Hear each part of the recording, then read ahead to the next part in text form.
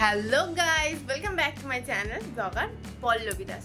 তো আমি তোমাদেরকে দুদিন ধরে সারপ্রাইজ অনেক কিছু বলে যাচ্ছি, কিন্তু কিসের সারপ্রাইজ তো আজকে চলো মুখটা খুলেই ফেলি। তো পাশে দুটো সুটকেস দেখে বুঝতে পারছো কিছু? তো আজকে তোমাদেরকে আমি বলেই দিই সুটকেস রহস্যটা হচ্ছে আজকে আমরা যাচ্ছি হানিমুন, তাও 3 মাস বাদে।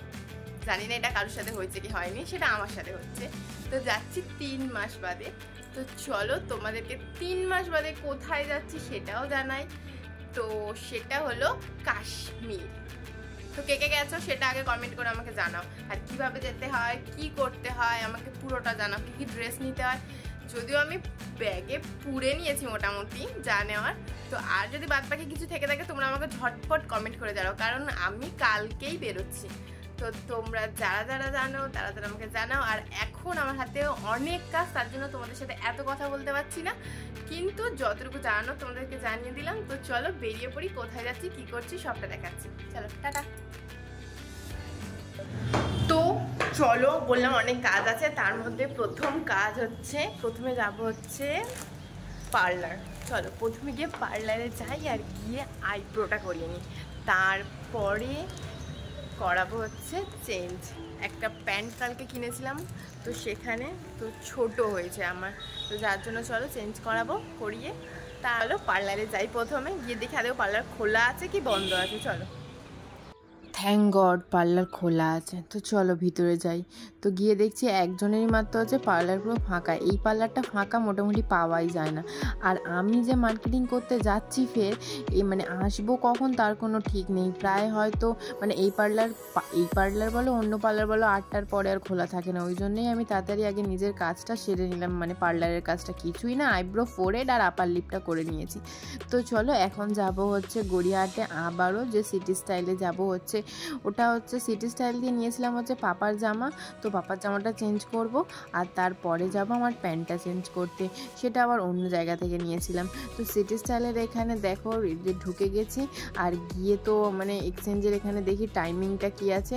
বাপরে বাপ, বেঁচে গেছি 11টা থেকে 7টা। ভাগ্যিস বিকেল করে এসেছিলাম, নয়তো আমি ভাবছিলাম 6টায় বেরোবো। তারপরে 6টায় পার্লারে গিয়ে 7টায় আদেও পৌঁছাতে পারতাম কি তার কোনো ঠিক নেই। কারণ দেখো এক্সচেঞ্জের জন্য অনেক নটাঙ্কি হয়, কিন্তু জিনিস কেনার সময় না ঝপ করে টাকা নিয়ে জিনিস দিয়ে দেয়, কিন্তু এক্সচেঞ্জের সময় এইখানে গিয়ে বিল চেঞ্জ করো, ওখান থেকে জামা নাও, বাপরে বাপ। আর পাপার সাইজের জামা আবার হাফ হাতা পাওয়াই যাচ্ছিল না, ফুল হাতা সব ছিল, কিন্তু পাপার সাইজের হাফ হাতা জামা কিছুতেই পাওয়া যাচ্ছিল না। তা যেরকম আমরা আগের দিনও পাইনি বলে ফুল হাতা নিয়ে চলে গেছিলাম। তো লাস্টে আলটিমেটলি এই শার্টটা পাওয়া গেছে হাফ হাতা, বাপরে বাপ। তো এটা পাওয়ার পরে তো চলে গেলাম আমার প্যান্টটা চেঞ্জ করতে। তো আজকে আমি এসেছি একাই, আগের দিনের মতো। আগের দিন না, মাঝখানের দিনটাতে আমার বড় আমার সাথে এসেছিলো, কিন্তু ফার্স্ট ডেতে আমার সাথে আসেনি, সেকেন্ড ডে এসেছিলো। আর আজকেও আমি একাই এসেছি। তো চলো একাই আজকে মার্কেটিং করব। দেখো আমাকে দেখে শিক্ষা পাচ্ছ কেউ? আর কেউ বিয়ে করো না আর কি। বিয়ের আগে দেখেছো কি সুন্দর আমার সাথে সব জায়গায় প্রত্যেক দিন যেখানে যেতে বলতাম যেত, আর এখন কিছুতেই যেতে চায় না। তো আমি লাস্টে ভাবলাম চলো নিজেরটা নিজেই করতে হবে। তো ওই জন্য বেরিয়ে পড়লাম। বেরিয়ে দেখো আমি এদিকে ওদিকে দেখছি, কিন্তু আমি জায়গাটা খুঁজে পাচ্ছি না, প্যান্টটা কোথায় কোন গলিটায় চেঞ্জ করেছিলাম। তো এইখানটা দেখে বুঝতে পারলাম যে এই জায়গাটায় ও স্কুটিটা রেখেছিল, আর এই জায়গা দিয়েই চেঞ্জটা করেছিলাম। তো ভালো করে খুঁজে যাচ্ছি, অনেকক্ষণ খোঁজার পরে লাস্টে প্যান্টের দোকান তো পেলাম না, পেলাম একটা সুন্দর একটা ছবির দোকান, যেটা আমার দেখতে খুবই ভালো লাগছিল। ভেবেছিলাম যে নেবো, কিন্তু এতটাই দাম বলছিল ছোটো ছোটো ছবিগুলো 400 টাকা 500 টাকা করে, ওই জন্য আর নিতে পারলাম না। তারপরে চলে গেলাম হচ্ছে অজান্তাতে জুতো কিনতে। তো দেখো এই জুতোটা কেমন লাগছে বলো। যদিও আমি এই জুতোগুলো নিইনি, কিন্তু তোমাদেরকে দেখাচ্ছি। কিন্তু যে জুতোটা আমি নিয়েছি সেটা কিন্তু এখন দেখাবো না, সেটাও কিন্তু সারপ্রাইজ। সেটা হচ্ছে যাবো আমি সেখানে গিয়ে পরবো, তখন তোমাদেরকে দেখাবো যে কী জুতো নিয়েছি। তাহলে জুতোটা নিয়েছি, তো যাই বিলে গিয়ে কাউন্টারে গিয়ে বিলটা করে আসি। তো তোমরা কিন্তু জুতোর হালকা ঝলক দেখতে পেলে, ওই জুতোটাই কিন্তু অ্যাকচুয়ালি নিয়েছি। তো চলো জুতো নিয়ে বেরিয়ে পড়ি। তারপরে এখনও প্যান্ট আমি চেঞ্জ করতে পারিনি।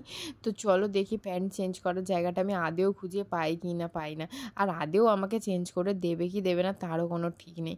তো আলটিমেটলি আমি খুঁজে খুঁজে প্যান্টের জায়গাটা পেয়েছিলাম আর চেঞ্জও করেছিলাম। তো দেখো করার পরে আরও কিছু ছোটোখাটো জিনিসপত্র নেওয়া ছিল, যেরকম সাবান, সার্ফ, সেগুলো নিয়ে নিলাম। নিয়ে তারপরে বাড়ির দিকে রওনা দিলাম।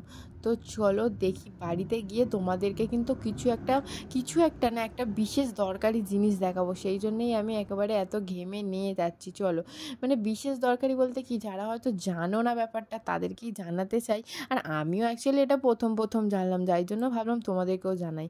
তো চলো এই যে একটা জিনিস কিনেছি সেটা তোমাদেরকে দেখাবো বলেই এতক্ষণ ধরে এত কিউরিসিটি দেখাচ্ছি। এই যে দাঁড়াও খামটা খুলি তারপরে দেখাচ্ছি। এই যে এর মধ্যে আছে কি বলো তো, আছে হচ্ছে কি বলে খাবার কর্পূর নাকি, আমি আদৌ জানি না, কিন্তু স্মেলটা তো খুব সুন্দর দিচ্ছে। এটা মনে হয় খাবারের ওপর দেয়। এটা নেওয়া হচ্ছে তার কারণ হচ্ছে নাকি বরফের এলাকায় উঠলে নাকি নিঃশ্বাসের সমস্যা হতে পারে, তার জন্যেই এটাকে কোটোর মধ্যে আটকে নিতে হচ্ছে। কারণ এটা নাকি খুলে রাখলে মানে যদি কাগজের মধ্যে যেরকম ছিল এরকম রেখে দিলে কিন্তু পুরো মানে গন্ধটা বেরিয়ে চলে যেত, যার জন্যেই আমি এটার মধ্যে বক্সের মধ্যে ভালো করে পুরে নিলাম যাতে গন্ধটা না বেরিয়ে যেতে পারে।